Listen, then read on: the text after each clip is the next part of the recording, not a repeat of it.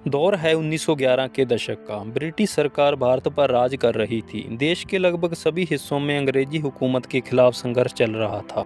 अपने अभिमान व गौरव के खातिर अनेक वीरों ने अपना बलिदान दिया।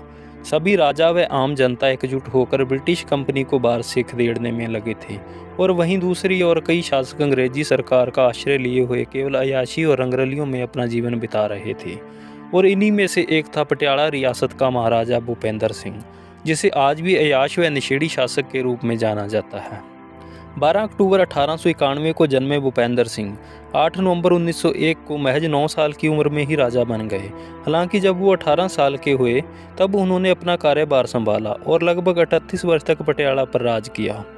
महाराजा भूपेंद्र सिंह की अय्याशी व रंगीन मिजाजी का जिक्र दीवान जर्मनी दास ने अपनी बुक महाराजा में बहुत विस्तार से और साफ शब्दों में किया है। इसलिए इस पुस्तक का काफ़ी विरोध हुआ और चर्चा का विषय बनी रही। दीवान जर्मनी दास के मुताबिक राजा की 10 रानियां थीं जिन्हें पत्नी का दर्जा प्राप्त था। इन्हीं 10 रानियों ने कुल 83 बच्चों को जन्म दिया। इनमें से 53 ही जिंदा बच पाए, बाकियों की मृत्यु हो गई।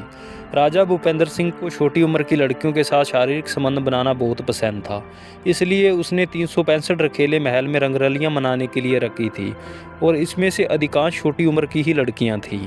राजा ने पटियाला में लीला बवनिया रंगरलियों का महल बनवाया था, जहां सिर्फ निर्वस्त्र होकर जाने वालों को ही प्रवेश मिलता था। महाराजा भूपेंद्र सिंह ने बेशर्मी की सारी हदें पार की हुई थी, इसलिए आज भी उनके शासनकाल को काले इतिहास के रूप में जानते हैं। राजा ने महल में एक खास कमरा बनवाया था जिसे प्रेम मंदिर के नाम से जाना जाता था, जहां राजा अपनी काम वासनाओं को पूरा करता था। प्रेम मंदिर में राजा की आज्ञा के बिना किसी के भी जाने की अनुमति नहीं थी। प्रेम मंदिर के नाम से प्रसिद्ध कमरे में अनेक भोग विलास से संबंधित वस्तुएं व खिलौने रखे जाते जो राजा अपने मनोरंजन के लिए उपयोग करता था। कहते हैं कि महाराजा के महल में हर रोज 365 लालटेनें जलाई जाती थी और हर लालटेन पर उनकी 365 रानियों के नाम लिखे जाते। जो लालटेन सुबह पहले बुझती, राजा उस लालटेन पर लिखे रानी के नाम को पढ़ते और उसी के साथ रात गुजारते। भूपेंद्र सिंह विदेशी लड़कियों की भी चाहत रखते थे। उनकी चहेती रानी अथवा रखेल, जो एक विदेशी इंग्लिश गर्ल थी, उसका नाम दुरेती था, जिसके साथ वे अधिकतर समय बिताते थे। राजा शिकार व मदिरा के भी बहुत शौकीन थे। अक्सर नशे की हालत में नग्न अवस्था में महल में घूमते दिखाई देते थे। महल में स्विमिंग पूल बना था जिसमें 150 से अधिक लोगों के नहाने की व्यवस्था थी। राजा अक्सर यहाँ पार्टियाँ दिया करता था जिसमें अपने चहेताओं और प्रेमिकाओं को आमंत्रित करता, जिसमें अधिकतम विदेशी लड़कियाँ होती थीं। ये सभी लोग अलग अलग प्रकार के नशे करते और तालाब में नग्न अवस्था में अय्याशी करते। इतनी सारी रानियों को शारीरिक रूप से संतुष्ट करने के लिए राजा जर्मनी व यूनानी चिकित्सकों से अपना इलाज करवाते।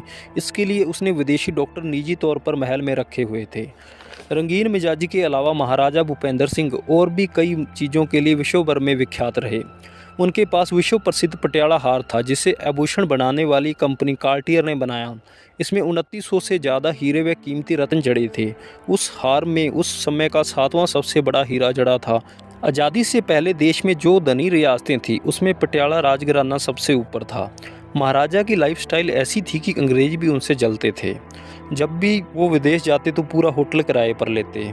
उनके पास 44 रॉयल कारें थीं, जिनमें से 20 रॉयल कारों का काफिला रोज़मर्रा में सिर्फ राज्य के दौरे के लिए इस्तेमाल होता था। महाराजा भूपेंद्र सिंह भारतीय क्रिकेट टीम का हिस्सा भी रहे। जब भारतीय क्रिकेट कंट्रोल बोर्ड की स्थापना की गई उसमें राजा ने मोटा धन दिया। राजा वो शख्स भी थे जिनके पास देश का पहला व्यक्तिगत विमान था। इसे उन्होंने 1910 में ब्रिटेन से खरीदा था। विमान उड़ाने और रखरखाव के लिए उनके पास पूरा स्टाफ था। सन 1935 में बर्लिन दौरे के वक्त भूपेंद्र सिंह की मुलाकात हिटलर से हुई। कहा जाता है कि राजा से हिटलर इतने प्रभावित हो गए कि उसने अपनी रॉयल लग्जरी मायबैक का राजा को तोहफे में दे दी और हिटलर से महाराजा की दोस्ती लंबे समय तक रही। दोस्तों, आपको बता दें, विश्व प्रसिद्ध पटियाला पैक का नाम भी महाराजा भूपेंद्र सिंह ने ही दिया था। दोस्तों, कैसी लगी हमारी वीडियो कमेंट करके ज़रूर बताना। अच्छी लगी हो तो लाइक एंड शेयर करना और हमारे चैनल को सब्सक्राइब करना मत भूलें।